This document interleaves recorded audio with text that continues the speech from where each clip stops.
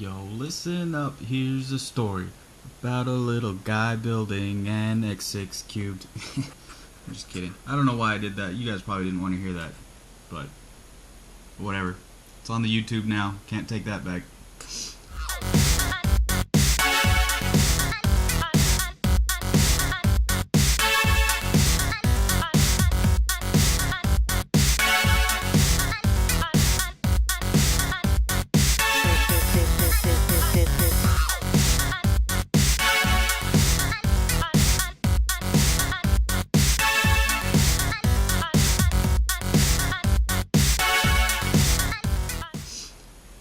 Anyways, welcome back to Voyage RC, the final build video of the X6 cubed. This is a bag F, which XFactory has appropriately named Finish It Up. First off, I just wanted to start by saying this is episode 50, so for all my subscribers and viewers out there, thank you for watching. Thanks for sticking around. Plenty more to come. So anyways, bag F here is just kind of the finishing touches on the chassis. You get the upper deck in, the battery plate put in, all that good stuff. This is going to be the time where you're going to be putting in the electronics, your servo, your speed control, your motor. As you can see, I don't have any of that in because I don't have most of it, so I'm just waiting on funding to get the good stuff, but you will have to wait and see to see what I put in it. So anyways, the first thing we're gonna start here is getting these rear top deck supports in. It's these guys right here. It's 2 screws holding it in that go in through the bottom. They are 3/8 flathead screws. There is also a shim, a carbon fiber shim, that goes between the top deck support and the chassis itself. So make sure you got that on there. Just go ahead and feed the screws in through the bottom of the chassis, and then pop that shim on. And then this top deck support is aluminum, so make sure you use some thread lock on there. That way it doesn't loosen up on you. Go ahead and do the same thing for both sides. It's the outermost hole in the front and then the rear hole here. Just repeat that for the left and right sides and get those on there nice and snug. With that one on, we're going to move up to more of the front support for the top deck. It does have another carbon fiber shim that goes between the supports and the chassis. To just gives it the proper clearance it needs. These are 440 by 3/8 flathead screws again. Just feed them up through the bottom. There's the 3 holes in the center of the chassis, just in front of the battery compartment. Again, use thread lock.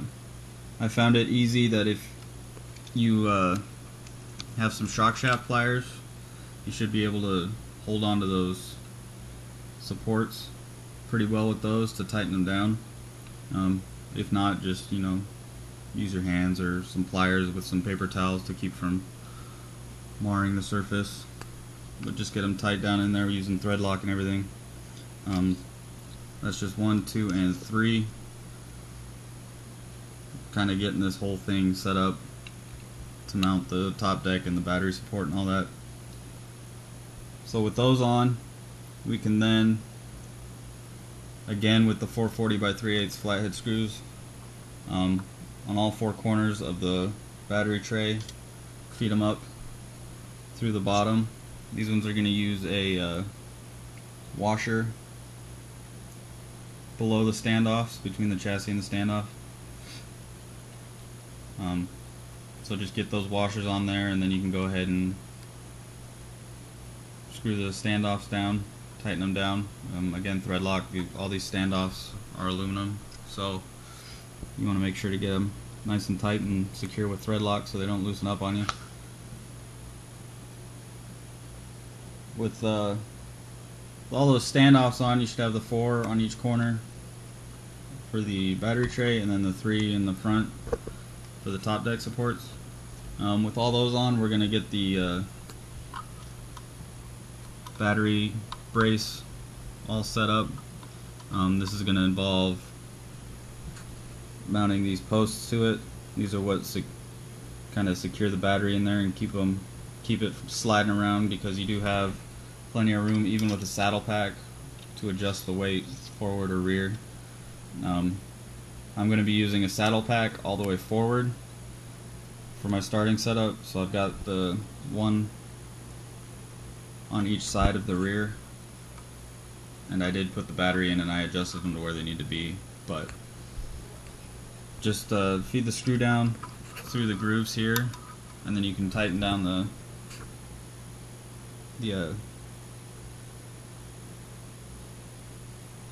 well, whatever they call it,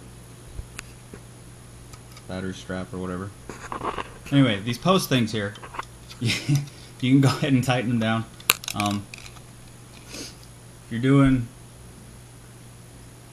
a saddle pack or a shorty pack sideways all the way forward, you just need the 2 in the rear. If you're doing a saddle or shorty pack all the way to the rear, you would just need them in the front. And if you're doing a saddle pack that you want shifted somewhere in the middle, you're going to want 1 on each rail, so 4, so you can have 2 in the front and 2 in the rear. And then that's just going to sandwich the battery and hold it down into the compartment and keep it from sliding around. It is recessed here in this battery compartment, so that secures the bottom side of it. These secure the top side. And with the battery in, this top deck does put pressure on the top here too, so it's not just these posts holding it in. Anyways, once you kind of figure out where you want to start with your battery positioning and everything, and you got your supports on there, you can go ahead and put the battery support tray down, and on all 4 corners on the aluminum standoffs, just go ahead and put a screw on there. You can leave it loose for now unless you have your battery in, and then you can tighten it down. Either way, we just kind of want it secured there for now. It doesn't have to be super tight, but with that on and ready to go, we're gonna prep the top deck for installation. The first thing is gonna be installing this antenna mount here, which, voila, I'm holding the antenna, so that's what it would look like. Anyways, yeah, just a 440 half by half inch button head on each side. I'm gonna go through the top. There's only one side of the top deck that's got these 2 spots popping out, so just put the screws down through those from the top down, and then you can go ahead and put the mount all the way up, and then use the 440 lock nuts on the bottom to tighten it up. And when you do put your antenna on, you want to make sure not to pull the antenna tight against the bottom, so it's hitting the corner of the carbon fiber. That can cause wear and cause it to shred, so you want to leave a little loop at the bottom so it's not touching. With that ready to go, we're ready to get this top deck mounted. There are, hard to see, but there are 2, well, 1 on each side. There's another shim, carbon fiber shim, that goes between the top deck and the front mount. So 1 on each side, just make sure that's down, and then you can just place the top deck down and use the screws to secure it.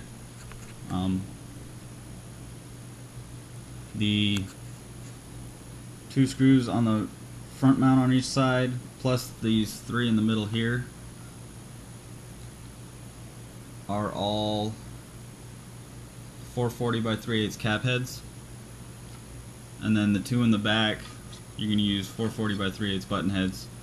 And this is also where you're going to mount the rear body mounts.